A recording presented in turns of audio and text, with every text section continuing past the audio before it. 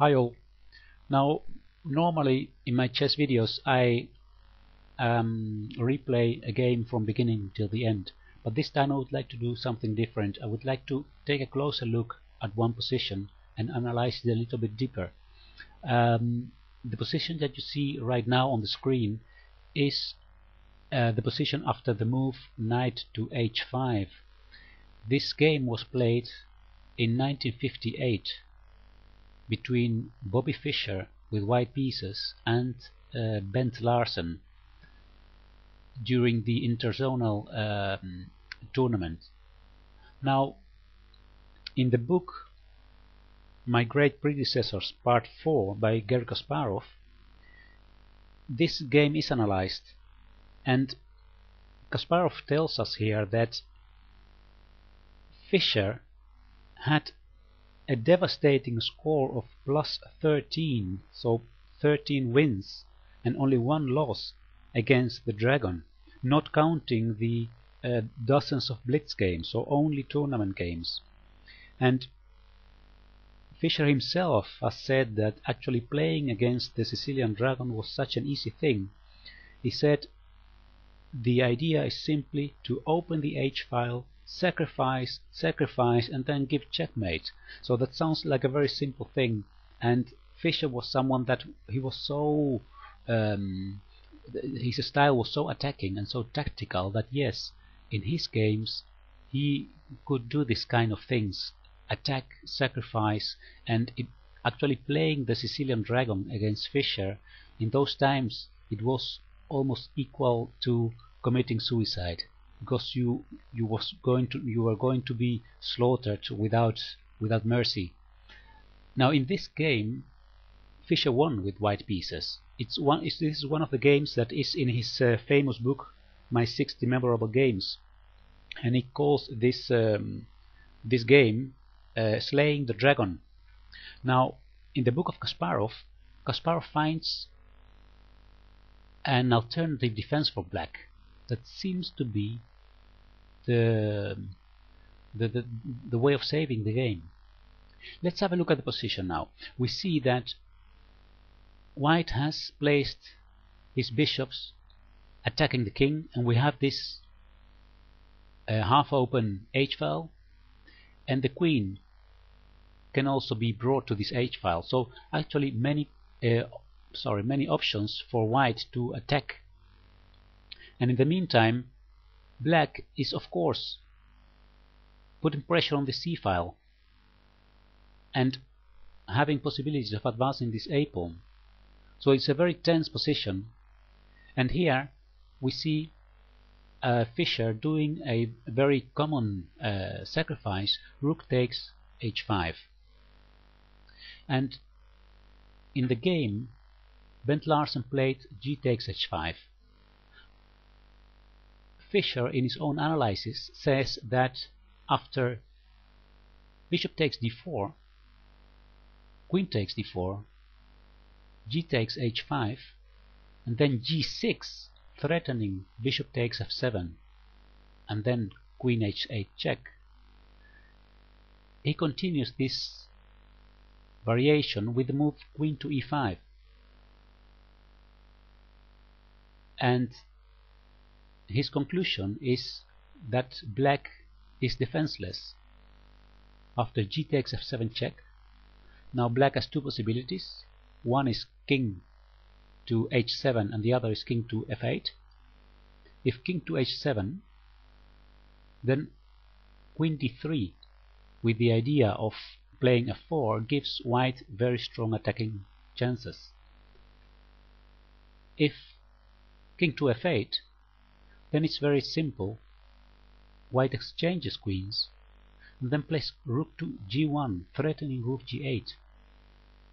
And even if black plays e6, bishop takes e6, attacking the rook, king e7, take the rook, take, and then rook to g5 gives a winning ending for white. So this was Fischer's analysis. Now if I go back to the position after g6, threatening this bishop takes f7, Kasparov now comes with a beautiful alternative, and that is the move rook to c4. He blocks the diagonal towards f7. And now let's have a look at different possibilities. One of them is g takes f7 check. Another possibility is queen e3 with the idea of going to h6. Let's call g takes f7 check variation 1a and queen e3 variation 1b. I'm calling it like this, so if you want to react with a comment, you can say in variation 1b after this move, maybe this idea, and to prevent that you write things like when the queen was on e3, then it's difficult to understand what you mean. So let's call this 1a and this 1b. We'll have a look first at this variation after g takes f7, variation 1a. What then can happen is king takes f7, e5, and now not taking on e5, because then white gets a strong attack. The queen wants to enter to h7, and even if the king goes to f6, queen h7 gives a big attack for white. But instead of this, instead of taking on e5, black can play a4, and that's a stronger move. If then queen f4 check, the king can hide on e8. Bishop takes c4, queen takes c4, and now after exchanging queens we get a drawish ending here. It's very easy to see. So here white could better play queen to f5, and after rook c5, queen takes h5 check, king d8, queen f5, queen to e2, rook g1, rook takes e5. We have a position in which the back rank of white is very weak. Black threatens not only taking the queen, but also queen e1 check and then checkmate with the rook. And because of this weak back rank, white has nothing more than a perpetual check. So this is what could happen after g takes f7. Now let's have a short look at the other possibility, queen e3. Then f takes g6, and there are now two options.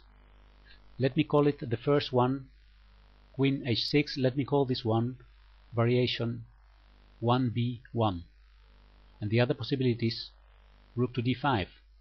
I call this variation 1b2. Let's have a look at queen h6 first. So this is variation 1b1. Then king goes to f7. White can try to attack with f4, but the king goes hiding again at e8. Queen takes g6 check, king d8, bishop takes on c4, queen takes c4, e5, continuing the attack, but then again this beautiful move queen to e2, and once more the back rank is too weak for white to continue his own attack. Let's have a look now at the other option. Instead of queen h6, rook d5. This is variation 1b2. Then queen goes to a6, queen h6, king f7, queen to h7 check, and then the king goes to f6, and then white achieves nothing because everything is defended and there is no way of continuing the attack. So it looks like in all these variations there is the possibility to save the game for black, and all because of this beautiful move rook c4, blocking this diagonal for the bishop. So this seems to be the way of saving the game, the beautiful move rook to c4. Now probably you are curious about the game itself, how it continued. Well, after g takes h5, I'll show you the rest of the game, but in a very fast way because I don't have time to comment it. But you can see how the attack of white continued here. It went on like this, and this pawn advances, and then after queen d6, Larsen resigned, because there is no way of saving the game. If the king goes to g7, then there is rook g1, king h7, and rook takes f6, and mate follows soon. And if bishop e7, then it's mate in 1 by queen h6. But well, anyway, this video was about this beautiful move, rook to c4. I hope you enjoyed this video, and see you next time. Bye bye.